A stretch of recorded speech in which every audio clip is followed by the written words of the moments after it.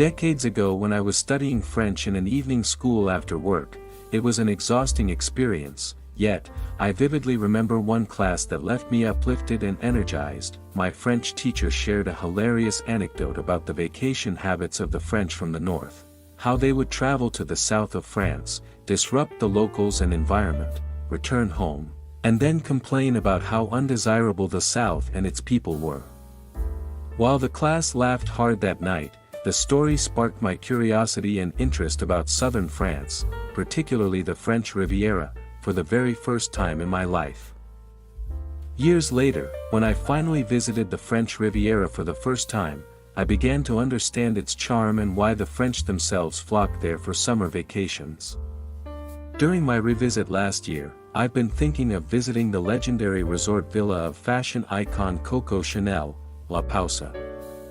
Though the villa isn't open to the public, I've been dreaming of stopping by to admire its exterior and imagine its heyday under Chanel's ownership. The plan never materialized as it didn't fit into my itinerary, but fate intervened weeks ago when I discovered the sumptuous new book titled La Pausa, The Ideal Mediterranean Villa of Gabrielle Chanel was about to be released.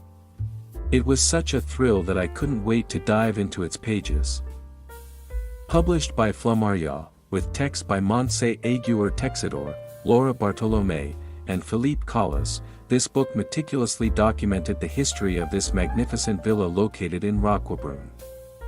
Bound in luxurious orient blue cloth and featuring an inlaid portrait of the villa, the volume opens with a conversation between Yana Peel, President of Arts, Culture Heritage at Chanel, and renowned architect, Peter Marino, who recently restored the property. From there, readers are transported into the soul of La Pausa, exploring its architectural evolution, its origins even before Chanel's ownership, and the intangible allure that captivates admirers of fashion, art, and history. Before Chanel's ownership, La Pausa belonged to British novelist, Charles Norris Williamson, and his wife, Alice Muriel Williamson. In 1911, the couple built the original villa as a secluded sanctuary where they could write, surrounded by nature's tranquility. Though they lived stylishly, the villa remained private. The couple only entertained their elite circle of guests, included baronesses, esteemed writers, and other luminaries, in the guest house rather than the main villa. In 1916, the Williamsons reluctantly sold the property to Alfred Mahan, director of the Prevoyance Insurance Company, and later, his son, Jean, sold it to Chanel in 1928.